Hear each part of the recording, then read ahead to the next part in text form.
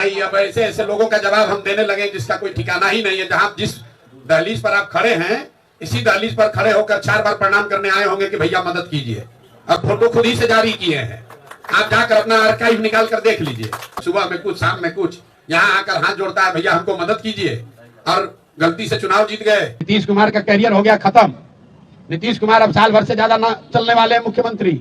और जो अफसर बैठ के हीरोइज्म कर रहे हैं, वो ध्यान रखिए, साल भर में जब यहाँ का निजाम बदलेगा, कोई बने, नीतीश कुमार नहीं बनेंगे। अपने आप को बहुत हीरो समझ रहे हैं, अपने वर्दी का रुआब दिखा रहे हैं, ये समझ रहे हैं कि हमको डरा देंगे।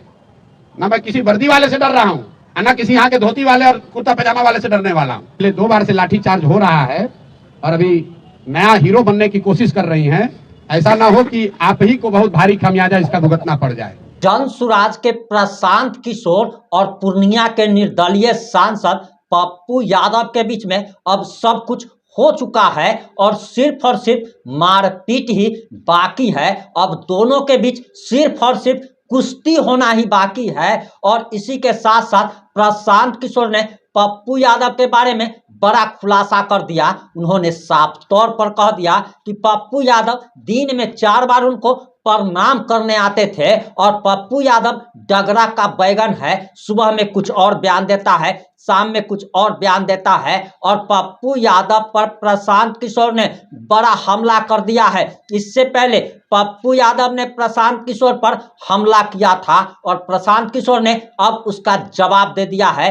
इसी के साथ ही साथ प्रशांत किशोर ने सीएम नीतीश कुमार के साथ साथ पटना की central SP IPS Sweety Sehrawat को भी चेतावनी दे दी है और कह दिया है कि निजाम बदल जाएगा, सरकार बदल जाएगी, उसके बाद इस आईपीएस अधिकारी को देख लिया जाएगा और हम आगे आपको तमाम बातें बताने जा रहे हैं।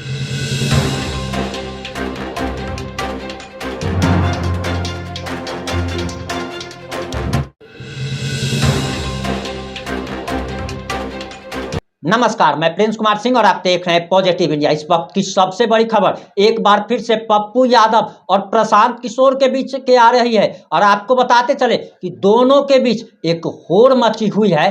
कंपटीशन हो रहा है कि आखिर बीपीएससी छात्रों का सबसे बड़ा हमदर्द कौन है। पप्पू यादव भी राजनीति कर रहे हैं, प्रशांत किशोर भी राजनीति कर रहे हैं, तेजस्वी यादव भी राजनीति कर रहे हैं। सब तो राजनीति ही कर रहा है, लेकिन आखिर छात्र अपना हमदर्द किसको माने, इसको लेकर दोनों के बीच जंग छिड़ी हुई है। पप्पू यादव ने पहले प्रशांत किशोर को न जाने क्या क्या कह दिया था, अपशब्दों का इस्तेमाल किया था। इसके बाद प्रशांत किशोर भड़क गए और प्रशांत किशोर ने भी पप्पू यादव पर करारा हमला कर दिया है। और आगे हम आपको तमाम बातें बताने जा रहे हैं। स्वीटी सहरावत को आखिर उन्होंने क्या धमकी दे दी है, सीएम नीतीश कुमार को उन्होंने क्या धमकी दे दी है, ये भी बताएंगे। लेकिन सबसे पहले पप्पू यादव को उन्होंने क्या कह दिया, वो पहले बयान सुनिए। उन्होंने संघर्ष किया है। जो लोग कह रहे हैं, मैंने आपको सुबह में भी कहा, जिसको आरोप प्रत्यारोप हम पर लगाना है उससे कोई फर्क नहीं। हम राजनीति में हैं, आरोप प्रत्यारोप राजनीति का हिस्सा है। जिसको लगाना है लगाओ, उसके लिए हम कोई डरने वाले नहीं, ना पीछे हटने वाले हैं।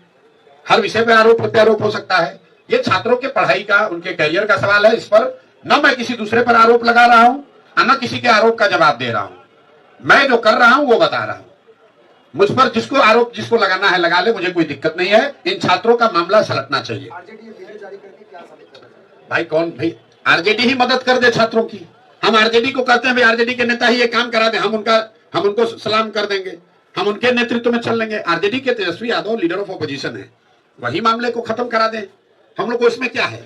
अगर ये मामला खत्म भी हो जाएगा तो क्या राजनीति करने के लिए मुद्दों की कमी थोड़े ना है। बिहार में 1000 मुद्दा है, इस मुद्दे पर कोई राजनीति नहीं है।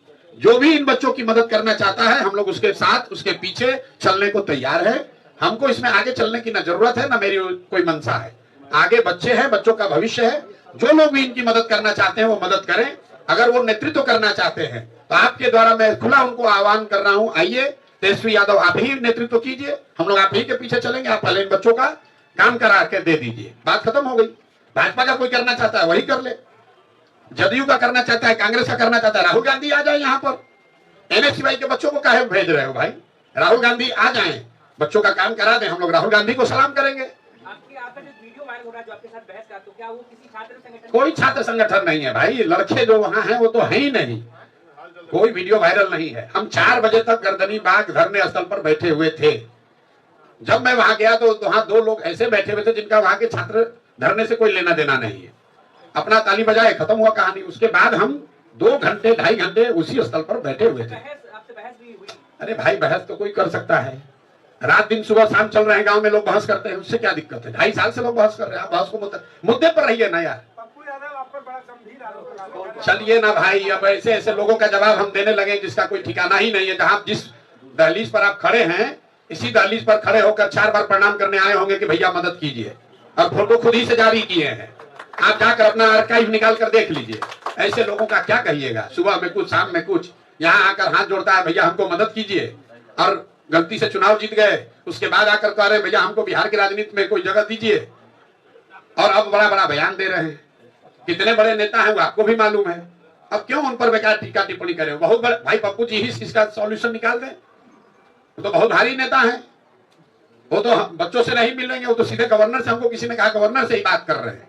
तो भाई गवर्नर से बात कीजिए, राष्ट्रपति से बात कीजिए, पहले बच्चों का उपाय करवा दीजिए, और जो इन बच्चों पर केस हुआ है इनका जरा मदद कर दीजिए। जिन बच्चों को चोट लगी है वहां जाकर फोटो मत खिंचाइए, जरा दवा का खर्चा भी भिजवाइए। ये सब कुछ नहीं करना है, खाली ट्वीट करना है। आपको पप्पू यादव को, किसी तेजस्वी यादव को, जिसको भी गाली देना है, आरोप लगाना है, हम पर लगाइए, कोई दिक्कत नहीं है। हम उनके आरोपों से न घबरा रहे हैं, ना उससे कमजोर पड़ने वाले हैं।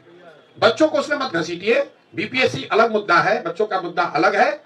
बच्चों के साथ हम लोग खड़े हैं। अगर कोई दूसरा खड़ा होना चाहता है तो उसके लिए भी हम किनारे हट जाएंगे, वही आदमी सामने खड़ा हो जाए। पप्पू यादव पर प्रशांत किशोर का दिया गया बयान आपने सुन लिया होगा। क्या आपको भी पप्पू यादव की विश्वसनीयता पर संदेह है? क्या आप भी पप्पू यादव को डगरा का बैगन समझते हैं? क्या आप भी पप्पू यादव के बारे में ये समझते हैं, ये जानते हैं कि पप्पू यादव एक डाल पर टिकने वाले व्यक्ति नहीं हैं? सुबह में किसी का सपोर्ट तो शाम होते ही उसका विरोध कर देते हैं। वहीं आपको बताते चले कि प्रशांत किशोर सिर्फ पप्पू यादव पर नहीं भड़के हुए हैं, बल्कि वह तो तेजस्वी यादव पर भड़के हुए हैं, वह तो पटना की सेंट्रल एसपी स्वीटी सहरावत पर भड़के हुए हैं। और आपको हम सबसे पहले अब प्रशांत किशोर का वो बयान सुनाते हैं कि कैसे उन्होंने सीएम नीतीश कुमार के साथ साथ पटना की central SP IPS Sweety Sehrawat के बारे में क्या बयान दिया है, क्या धमकी दे दी है, वो बयान सुनिए। ध्यान रखिए, नीतीश कुमार का कैरियर हो गया खत्म। नीतीश कुमार अब साल भर से ज्यादा न चलने वाले मुख्यमंत्री। आपको भैया लड़ना है चुनाव। ध्यान रखिए, यहाँ जो सत्ता में बैठे हुए लोग हैं, जाइएगा क्षेत्र में चुनाव लड़ने, तो जिन बच्चों को यहाँ दौड़ा के मरवा रहे हो, उन्हीं के लोगों को आपको जवाब देना पड़ेगा, ये भूलिएगा नहीं। और जो अफसर बैठ के हीरोइज्म कर रहे हैं, वो ध्यान रखिए, साल भर में जब यहाँ का निजाम बदलेगा, कोई बने, नीतीश कुमार नहीं बनेंगे, तब आपको भी हिसाब देना पड़ेगा। इसलिए जो ड्यूटी है वो कीजिए। अगर हमसे गलती हो रही है, जरूर हमारा गला पकड़िए।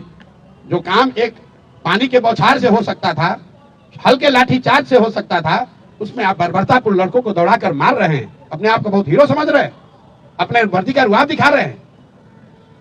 पुलिस ने लिखा है एफआईआर में हल्का बल प्रयोग। ये हल्का बल प्रयोग है जिसमें लड़कों को सिटी स्कैन कराया जा रहा है। ये हल्का बल प्रयोग है कि लड़कों को रात रात भर उल्टी आ रही है। क्या बना रखा है इसको? अरे ये समझ रहे हैं कि हमको डरा देंगे। ना मैं किसी वर्दी वाले से डर रहा हूँ, ना किसी यहाँ के धोती वाले और कुर्ता पैजामा वाले से डरने वाला हूँ। ऐसा है, सिटी एसपी अभी नया नौकरी उन्होंने शुरू किया है। मेरा उनको एक सुझाव है, बिना मांगा हुआ, कि आप पुलिस का काम है लोगों की सुरक्षा, लोगों को डराना नहीं। और ये जो पिछले 2 बार से लाठीचार्ज हो रहा है और अभी नया हीरो बनने की कोशिश कर रही हैं, ऐसा ना हो कि आप ही को बहुत भारी खामियाजा इसका भुगतना पड़ जाए। आप कह रहे हैं कि डेलीगेट नहीं है, ये सारे छात्र वहां थे कि नहीं थे? पूछिए तो जरा। और वहां पर छात्र कर क्या रहे थे जिसके लिए आपने लाठी चलवाया? क्या वहां से कोई काफिला गुजर रहा था? क्या वहां कोई सार्वजनिक कार्यक्रम था? क्या वहां ट्रैफिक रुकी हुई थी? सिर्फ अपने हीरोइज्म में बच्चों को दौड़ाकर आप मरवा रहे हैं। तो इतना भी मत वर्दी का रोब निकालिए कि पता चला कि सब कुछ उल्टा हो जाएगा। और मैं आपको बता रहा हूं, जो भी सिटी एसपी हैं, उनके खिलाफ आज के आज ह्यूमन राइट्स में भी जाएंगे और उन पर कोर्ट में आज केस भी करेंगे। बच्चों को मरवाने के लिए उनको भुगतना पड़ेगा। और ये सारे अफसर भी समझ लें, ऐसा नहीं है कि आप ऐसे मारकर लाठी से निकल जाइएगा। अगर लाठी से मारे हैं तो रूल ऑफ लॉ कोर्ट में जैसे हमको फेस करना है एफआईआर, वैसे उनको भी फेस करना पड़ेगा। और ये आज नहीं तो कल ही एफआईआर जैसे ही कोर्ट संज्ञान लेगा, कोर्ट से अवसर मिलेगा, उन पर कल ही केस होगा। आपने पटना की सेंट्रल एसपी और बिहार के सीएम नीतीश कुमार पर दिया गया प्रशांत किशोर का बयान सुन लिया होगा। अब आपको हम इससे इतर एक चीज बताते चले कि आखिर पटना की सेंट्रल एसपी स्वीटी सहरावत कौन है, जिन्होंने बर्बरतापूर्वक पटना की सड़कों पर लाखों छात्रों पर, बीपीएससी अभ्यर्थियों पर लाठी बरसाने का ऑर्डर दे दिया था। इस ठंडी में वाटर कैनन का इस्तेमाल किया गया था और उसके बारे में प्रशांत किशोर ने कह दिया है कि हीरोइन बनने की कोशिश ना करे वरना इंतजाम कर दिया जाएगा। अब आपको हम बताने जा रहे हैं कि आखिर आईपीएस स्वीटी सहरावत है कौन। आईपीएस स्वीटी सहरावत के पिता दिल्ली पुलिस में हेड कांस्टेबल थे और उनकी मौत हो चुकी है। उनकी मौत हो चुकी है। एक हेड कांस्टेबल की बेटी मेहनत करती है जिसके सर से बाप का साया उठ चुका हो, और उसका पिता जो कि पुलिस की एक मामूली नौकरी करता था, मामूली सा हेड कांस्टेबल था, उसकी बेटी पढ़ाई लिखाई करती है, मेहनत करती है और अपने बलबूते साल 2019 के यूपीएससी में टॉप करती है और आईपीएस की रैंक मिलती है, जिसके बाद उन्हें बिहार कैडर दिया जाता है। स्वीटी सहरावत का कर्म क्या है वो तो नहीं पता। उन्होंने छात्रों पर बर्बरतापूर्वक जो लाठियां बरसाए वो कहीं ना कहीं गलत है, लेकिन अगर उनका पिछला इतिहास देखा जाए तब आपको समझ में आएगा कि आखिर आईपीएस स्वीटी सहरावत क्या है। आगे प्रशांत किशोर ने और आगे क्या कहा है, जरा वो बयान भी आप सुन लीजिए।